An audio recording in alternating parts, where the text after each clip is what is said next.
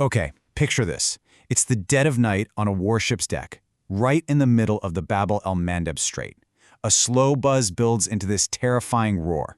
A bright streak flashes across the dark sky, and a massive interceptor missile rises up to meet it. Welcome to the doorway of the Red Sea. Now, in times of peace, this 18-mile-wide gap of water is a bustling highway. We're talking about a choke point that handles 1/8 of all global trade. It is the literal lifeblood of global commerce. Every laptop you buy, every barrel of oil, every single container of grain relies on vessels slipping through this incredibly narrow channel. But then in late 2023, everything changed. Drones began raining down on commercial ships, and suddenly the world was forced to face a really chilling logistical reality. Can you actually defend a choke point?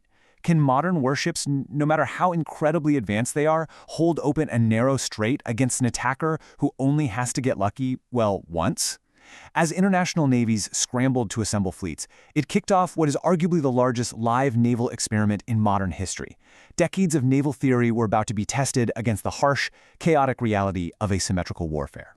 So let's dive into part 1 of this explainer, the Gate of Grief. This is the Bab-el-Mandeb Strait, the absolute fastest way on Earth to move goods between Asia and Europe.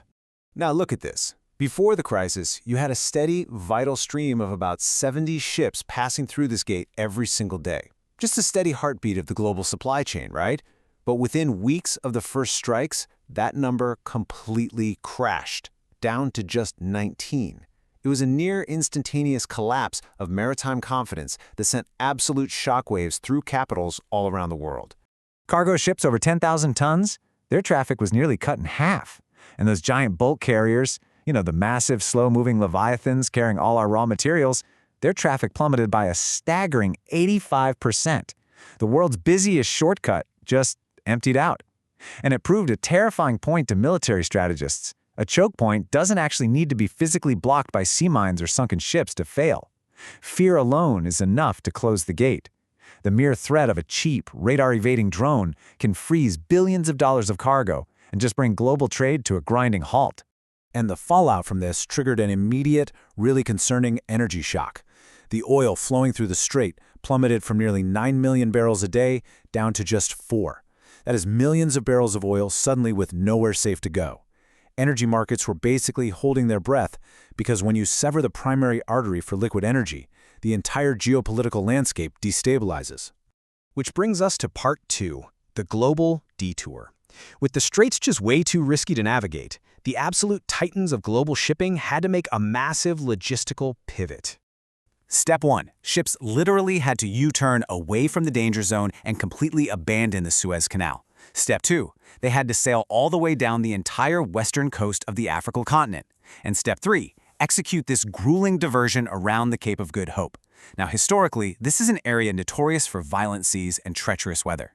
It was a complete rewiring of the global supply chain happening in real time, all just to avoid an 18-mile stretch of water. This detour wasn't small. It added roughly 4,000 miles to every single journey, delaying global deliveries by up to 2 weeks. Fuel bills just absolutely soared. Global schedules shattered, leaving ports either totally empty or disastrously overwhelmed. Essentially, the world suddenly needed a huge influx of new ships just to maintain the status quo. And those extra costs? They sent ripples of inflation directly into the prices at your local stores. So a $2,000 drone launched from the desert was now actively raising the cost of groceries and electronics on the exact opposite side of the planet. Moving on to part 3, 2 defense philosophies. Because the economic pain forced the world's navies to act, but they brought 2 entirely different ways to fight a war at sea. Now this is super fascinating. Operating in the exact same waters, looking at the exact same radar screens, a deep ideological split emerged between historic allies. On one side, you have the US-led Operation Prosperity Guardian, adopting a shield and sword posture. They were actively striking missile launch sites on land, basically going after the archer, not just the arrows. On the flip side, the European Union's Operation Aspides adopted a shield-only approach. A strictly defensive escort mission. They would absorb the fire, but they absolutely refused to let their shield become a sword and retaliate against land targets. 2 major coalitions fundamentally disagreeing on the rules of engagement while facing the exact same barrage of fire. Which leads us to part 4, the math of defense. Because regardless of their philosophy, both coalitions immediately ran headfirst into the brutal, unforgiving arithmetic of naval combat. Take the European mission, Aspides. They averaged just 3 frigates on station at any given time. Defense analysts estimated they actually needed at least 10 to establish total security.